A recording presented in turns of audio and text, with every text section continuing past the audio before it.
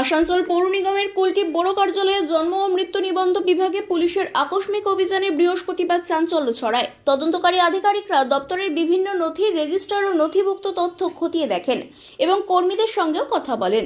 Police সূত্রে দাবি, রাজ্য সরকারের নির্দেশে জন্ম ও মৃত্যু শংসাপত্র সংক্রান্ত অভিযোগের ভিত্তিতেই এই অভিযান চালানো হয়েছে।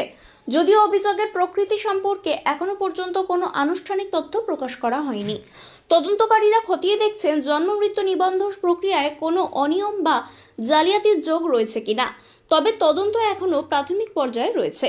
ঘটনায় প্রশাসনিক মহলে চাঞ্চল্য ছড়িয়েছে। তদন্ত শেষ হলে প্রয়োজনীয় আইনি পদক্ষেপ নেওয়া হবে বলে পুলিশ সূত্রে জানা গিয়েছে।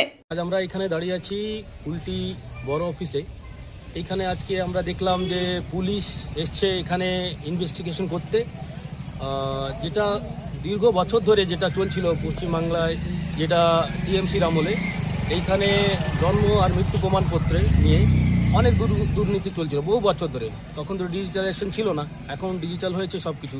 তখন রেজিস্টারে যতগুলো দুর্নীতি হয়েছে, গণ্ডগোল হয়েছে, সেটা নিয়ে অনেকগুলো আমরা তথ্য অনেক বছর ধরে পাচ্ছি, দীর্ঘদিনের ধরে পাচ্ছি সমস্যা আছে।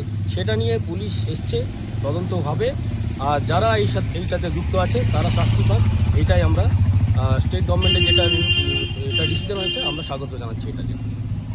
কি নাম? সুনীল ভর, আমি কুলটি মন্ডল 4-এর মন্ডল প্রেসিডেন্ট।